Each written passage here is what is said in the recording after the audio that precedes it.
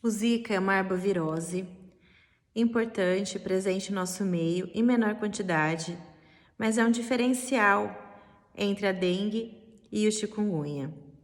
E está presente no nosso meio porque é transmitida pela Aedes aegypti, assim como também é transmitida a febre amarela. Porque temos a presença muito grande desse mosquito. Infelizmente, ainda a procriação dele entre nós é muito grande, muito presente. Os sintomas normalmente do Zika são muito leves. Existe normalmente uma febre baixa, uma dor muscular, dor de cabeça, dor articular de pequena intensidade e prurido no corpo, que pode se apresentar com manchas também no corpo. Outra coisa bastante frequente no Zika é uma conjuntivite seca.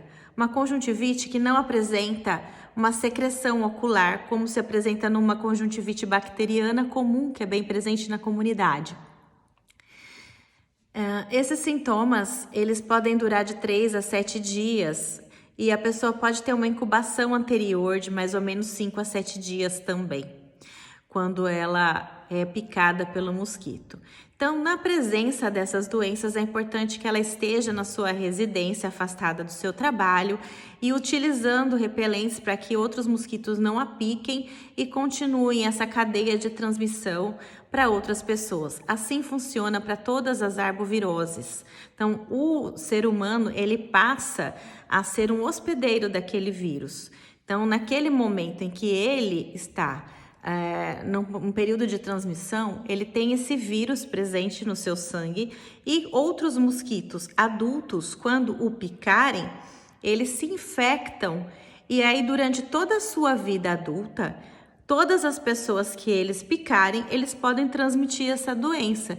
E isso serve para todas essas arboviroses. Então, isso funciona para todas essas doenças transmitidas, por exemplo, pelo Aedes aegypti, que a gente está tratando aqui, né? E conversando hoje especificamente do Zika. Mas funciona para outras doenças também. No caso do Zika, além da transmissão pelo mosquito, também há a transmissão via sexual, que foi comprovada, e a transmissão também vertical. O que é a transmissão vertical? É da mãe para o filho. Então, eu falei que os sintomas são leves e normalmente autolimitados. A pessoa acaba sarando sozinha. Muitas vezes ela nem sabe que ela teve a doença. Mas, no caso de uma gestante, isso pode ser um pouquinho mais complicado.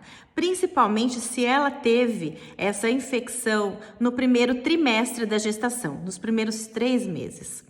Porque nesse período é o período muito delicado, importante, onde se forma o sistema nervoso central do feto, do bebê. Então, nesse período, o vírus pode atrapalhar essa formação.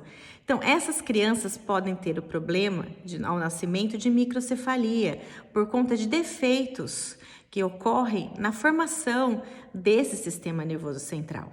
Então, nesses anos epidêmicos que nós tivemos recentemente, 2015 e 2016, vocês devem ter acompanhado pela mídia, muita coisa foi discutida na época a respeito dessas microcefalias, muitos estudos ainda estão sendo ocorrendo, ou estão sendo proliferados por aí com diversos pensamentos a respeito disso, né? Mas é senso ainda que essas gestações devem ser acompanhadas durante e após, quando a mãe tem o diagnóstico de Zika, tá? Porque é muito frequente o nascimento realmente com essas crianças com microcefalia e no seu desenvolvimento apresentarem algum distúrbio, algum desenvolvimento neuropsicomotor alterado. Então, as gravidades podem ocorrer, alguma complicação do Zika, muito raramente, e essas complicações normalmente também são no sistema neurológico, né? Como algumas encefalites e síndrome de Guillain-Barré. Isso num adulto normalmente pode acontecer, mas também é bem raro. E tratamento específico nós não temos. O tratamento, ele é apenas repouso, hidratação e sintomáticos. Então, normalmente analgésicos, porque quando se pega no início da doença, pelo diferencial um pouco difícil de ser feito entre o Zika, chikungunya, dengue, E pelo risco de sangramento que existe, principalmente da dengue, e a maior frequência ser dessa doença no nosso meio, nós evitamos dar anti-inflamatórios nessas doenças. Então, acaba sendo utilizado mais um analgésico comum, como uma dipirona, paracetamol, e depois, se bem estabelecido o Zika, pode até ser utilizado um anti-inflamatório, porque não tem tanto risco assim de sangramento. Aliás, não tem risco de sangramento.